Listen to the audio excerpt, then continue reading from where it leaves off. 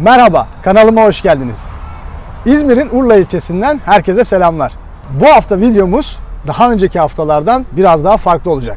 Çünkü bugün yanımda Reis Gayrimenkul Urla ofisinin kurucu ortaklarından Bahadır Günaydınoğlu var. Bugün konuğumla Urla'da yaşam ve Urla'nın emlak piyasası ile ilgili bir söyleşi yapacağız. Evet, hoş geldin Bahadır. Teşekkür ederim, hoş bulduk, sağ olun. Bu hafta dediğimiz gibi Urla ile ilgili, Urla'nın emlak piyasası ile ilgili ve Urla'da yaşamla ilgili söyleşi yapalım istedim seninle. Uzun Çok yıllardan sevindim. beri Urla'da yaşıyorsun. Urla'da gayrimenkul işiyle uğraşıyorsun. Evet. Biraz bahseder misin Urla'da yaşamla ilgili? Nasıl bir Urla'da yaşam? Urla'da yaşamla önce başlayalım o zaman. Urla'da yaşam çok keyifli. Doğayla iç içe yaşıyoruz. Bunu tetikleyen bazı tabii etkenler de var. Yatay bir genişlemeye sahip buranın büyüme ivmesi. Çok fazla apartman yok. Hani merkezlerde birazcık görebilirsiniz. Dolayısıyla bu da biraz yeşili koruyor. İçimiz hani rahat, ferah bir şekilde yaşayabiliyoruz. Doğayla iç içe yaşayabiliyoruz. Onun akabinde arabayla gezerken bir sincap karşınıza çıkabiliyor, bir kirpi karşınıza çıkabiliyor. Hani doğayla iç içe yaşamamızı gerektiren ne varsa onlarla iç içe yaşayabiliyoruz. Onlara tabii saygı duyarak. Yapılaşmanız daha çok yatay mimariye yönelik planlarla Doğrudur. bildiğim kadarıyla. Peki bu imar durumunda her bölgeye farklı imar mı veriliyor? Nedir imar durumları Urla'da? Şimdi bölgemizde bir standardımız yok. Ama ilerleyen dönemlerde bu standarda kavuşacağız.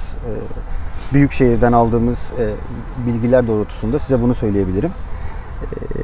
15-30, 20-40, 25-50, 40-80 çok sıklıkla karşılaştığımız imarlardır bu bölgede. Neye göre değişiyor peki bunlar? Bölgesel olarak yapılan uygulamalarda arsanın büyüklüğüne, arsanın yapısına göre bunlar dediğim gibi yapılan çalışmalar ve planlar doğrultusunda neticelendiriliyor. Tabii şöyle söyleyebilirim, bölgeler hani kendi içerisinde ayrıştırıldığında geneli o bölgeye verilen imar planı korunuyor. Çok nadirdir o verilen imar planının haricinde bir imar çıkması. İskele bölgesinden başlayayım. Mesela İskele bölgesinde 25-50 bir imar vardır. Arsanızın %25'i kadar bir yapılaşmaya müsaade ediyor. Standartlarımız 6,5 metredir. Bu her bölge için aynıdır. Bir ara yükseleceğiyle ilgili bir şeyler söylendi ama hala alınan izinlerde, verilen projelerde 6,5 metre yükseklik veriyorlar. Ona keza İskele'nin sağ tarafı dediğimiz, hani denize yüzümüzü döndüğümüz zaman sağ tarafı dediğimiz Atatürk Mahallesi. Burada da 25-50. Atatürk Mahallesi'nden düz devam ettiğimiz zaman Kalabak bölgesi. Burada da 25-50'dir. İskele'nin sol tarafında çeşme altına döndüğümüz zaman bu imarı 20-40 olarak görüyoruz. Diğer bir sahil şeridimiz olan İçmeler, Torasan, Özbek, Gülbahçe, buralarda da 15-30 imarı görmekteyiz. Yani şu şekilde toplayabilirim cümlemi. Yapılan evinizden sonra size ait bir bahçe alanı, bir yeşil alan kalabilecek şekilde burada imarlar veriliyor. Şunu söylemeden geçemeyeceğim. Verilen imarlar biraz düşük kalıyor. Yani burada birçok müteahhitlerle çalışıyoruz. Birçok kendi evini yapan insanlarla konuşuyoruz, görüşüyoruz. Görüş alıyorlar bizden. Herkesin ortak bir fikri var. Yani genel yaptıkları yapılaşmanın birazcık küçük kaldığını, biraz daha büyümesi gerektiğini söylüyorlar.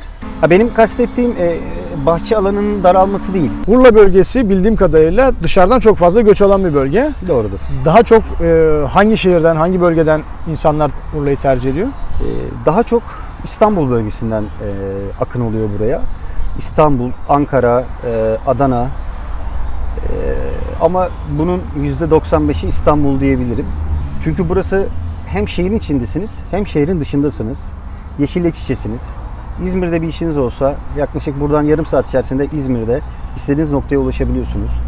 Onun akabinde Çeşme'ye gitmek isterseniz Çeşme'ye de aynı süre içerisinde Çeşme, Karaburun, Alaçatı, bunların hepsine gidebileceğiniz ortak noktadasınız. Dolayısıyla insanların tercih etmelerindeki yegane sebeplerden biri bu. Yani ulaşım çok önemli bir detay tabii ki. Evet. O yüzden Urla bayağı tercih edilen bir bölge. Doğrudur. Pandemi sürecinde İstanbul'da insanlar genelde şehir dışlarına kaçmaya çalıştılar. Daha çok müstakil evlerin bulunduğu semtler biraz daha revaçta olmaya başladı. pandemi sürecinden sonra. Bu Urla'da da böyle bir durum söz konusu oldu mu? Şehir dışından veya şehir içerisinden böyle bir taleple karşılaştınız mı yoğun bir şekilde? Şimdi size ben ilk pandemi sürecini anlatayım. Pandemi sürecinde bir İstanbul'un çektiği, bir Ankara'nın çektiği, yani mega şehirlerin çektiği sıkıntıların hiçbirini çekmedik. Şu anlamda çekmedik. Evet, bize de sokağa çıkma yasağı vardı. Ama hepimizin bahçesinde zaman geçireceği bir takım uğraşlar vardı. Bu uğraşları hepimiz, ertelediğimiz uğraşlarımızı daha doğrusu hepimiz kendi çabalarımızla yapmaya çalıştık. Dolayısıyla oyalanacak sürekli bir şeylerimiz vardı. Bir zaman geçirebilecek, nefes alabilecek kendimize dakikalar, saatler yarattık.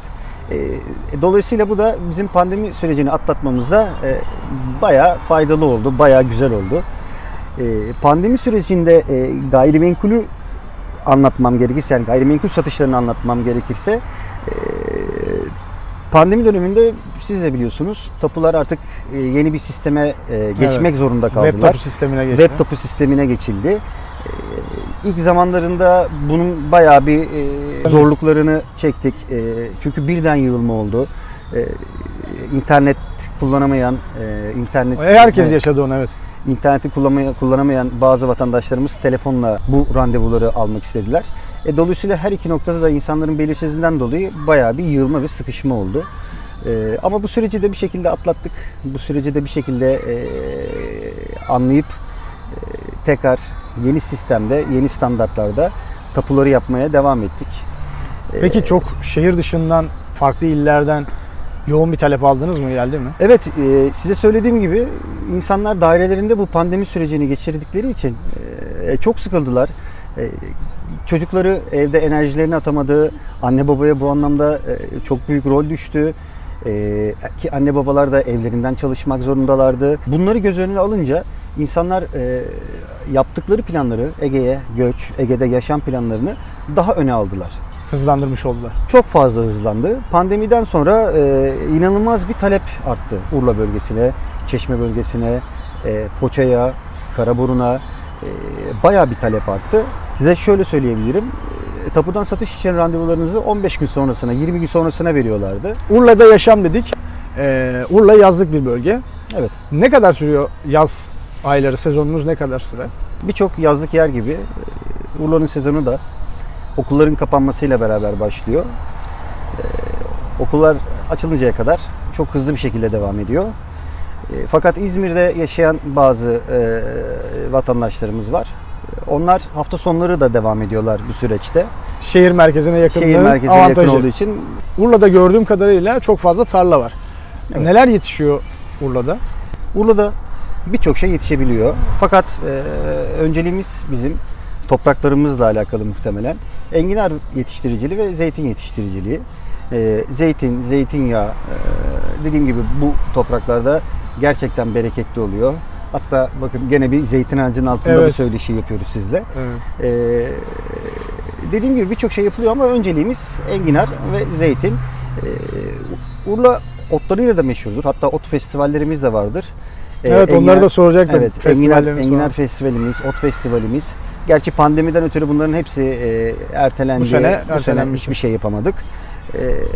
Ama belediyenin yardımlarıyla tarlada insanların ürünleri kalmadı. Belediye bu anlamda çok büyük destek verdi yetiştiricilere. Enginarların tüketmesi konusunda. Bu süreci de böyle atlattık. Urla'da eğitim imkanları nasıl peki? Devlet okullarımızın yanı sıra birçok kolejimiz de mevcuttur bölgemizde. Aynı şekilde Güzelbahçe, Yelki bölgesinde de bu kolejleri görüyoruz. Üniversitemiz var İET, Gülbahçe bölgesinde. Konumuzun başında bahsetmiştik. Devlet okulları açıkçası şöyle söyleyeyim, kolejlerin bu kadar yoğun olduğu bu bölgede devlet okullarında burada bazı avantajları oluyor. Sınıflarımız çok kalabalık değil burada. Bir özel okul kadar bir devlet okullarında da bir şey var, potansiyel var. Eğitim olarak bölgede gerçekten iyi bir durumdayız. Buraya göç etmeyi düşünen insanlara bunu gönül rahatlığıyla söyleyebilirim. Eğitim konusunda çok fazla düşünmesinler. Peki biz biraz da mesleğimiz açısından bakarsak bu eğitim durumu sektörümüze nasıl bir yansıması oluyor? Bir avantaj sağlıyor mu? Kesinlikle oluyor. Çalışan ve çocuğu okuyan insanlar için okullarımızın burada bu denli artış göstermesi onların buraya göç planlarını biraz daha öne aldı. Üniversitemiz İYT bu anlamda bizim işlerimizi de bayağı bir hızlandırdı. Öğrencilere yönelik orada çalışmalar başladı. Yapılan çalışmalar var. Yapılacak olan beklenen çalışmalar var. Bu anlamda bizim işlerimizi bayağı bir hızlandırıyor. Daha çok orada tahmin ediyorum ki 1+1, 2+1 konseptinde 1+1. daireler. Kesinlikle katılıyorum. Yeni yapılaşma. Yeni yapılaşmalar dediğimiz gibi konunun başında imarla ilgili bir beklediğimiz bir süreç var. Muhtemelen bu süreçte yakın bir tarihte sonuçlanacak. Dolayısıyla bu da bizim işlerimize tekrardan olumlu olarak yansıyacak. Genel manada emlak sektörü açısından baktığımızda Urla yatırım yapılabilecek avantajları olan güzel bir lokasyon diyebilir miyiz? Kesinlikle katılıyorum. Dediğim gibi hem şehrin içindesiniz hem şehrin dışındasınız. İş hayatınızı buradan yönlendirebiliyorsunuz. Çocuklarınızın okullarıyla ilgili hiç herhangi bir sıkıntı yaşamıyorsunuz. Yazın hiç bitmediği bir. Yazın evet biraz yazımız uzun sürer bizim. Dolayısıyla bunlar hep bizim sektörel anlamda bize artı olarak yansıyan, ona keza gayrimenkullerin değerlemelerinde de artı olarak yansıyan bir durum haline geliyor. Peki gayrimenkul dalları açısından sorayım. Daha çok burada yapılan gayrimenkul yatırımları hangi tarzda gayrimenkullere daha çok yatırım yapılıyor? Veya daha avantajlı olabilecek dediğin gayrimenkul bölgemiz hangisi? çok geniş bir bölge. Dediğim gibi genelde bizim villalara yönelik yatırımlar oluyor. Bölgesel olarak işte 1+1, 2+1 şehir içerisinde dairelere yatırımlar yapılabiliyor. Ama genelimiz bizim arazisi büyük villalar. Tek katlı yapılaşmalar burada çok talep görüyor. Çünkü dediğim gibi emeklilik hayatında buraya göçmek isteyen insanlar çok merdiven inip çıkmayı istemiyorlar, sevmiyorlar. Umarım bir sonraki dönemlerde bu imar çalışmalarında bu tek katlı yapılaşmaya da biraz önem verirler. Çünkü talep bu doğrultuda, istekler bu doğrultuda ilerliyor. Umarım gerçekleşir. Harika. Gördüğüm kadarıyla da arsa yatırımları da Urla'da hala devam ediyor. Yani bu potansiyele sahip. Evet. Yanlış mı? Doğru mu? Yok, kesinlikle doğru. Şimdi bazı insanlar var. Mevcut olanı beğenmektense kendi arsamı yapayım, kendi istediğim, kendi beğendiğim evi kendim inşa edeyim isteğine giriyorlar, talebine giriyorlar. Dolayısıyla her yönden de İnşaat sektörü de bu açıdan biraz hareketli. Biraz yani hareketli. Dediğim gibi her yönden de talebe karşılık verebiliyor. Hani hazırı da beğenebilirsiniz, kendi evinizi de yapabilirsiniz. Kendi evini yapmak isteyen insanlar da arsa babında sektörü hızlandırıyorlar. Uğraşmayayım, yapıyı beğendim, alayım diyenlerde de diğer müteahhitlerimizin yaptıkları her ikisini de karşılayabiliyor. Ben bu güzel söyleşi için sana çok teşekkür ediyorum. Ben teşekkür ederim. Her zaman bekleriz. İnşallah ilerleyen dönemlerde yine oturur konuşuruz. Yeni bir konsept olarak düşündük. Sizler de izledikten sonra beğendiyseniz eğer veya beğenmediyseniz de yorumlar bölümüne düşüncelerinizi paylaşırsanız bu tarz videolarla daha çok karşınızda oluruz. Öğrenmek istediğiniz, merak ettiğiniz bölgelerdeki gayrimenkul uzmanlarıyla yapacağımız söyleşilerle o bölgeye dair bilgiler edinmiş olursunuz. Lütfen yorumlar bölümüne düşüncelerinizi paylaşmayı ihmal etmeyin. Kanalımıza abone olmayı, beğen butonuna tıklamayı ve bildirim zilini açmayı da ihmal etmeyin. Sağlıcakla kalın.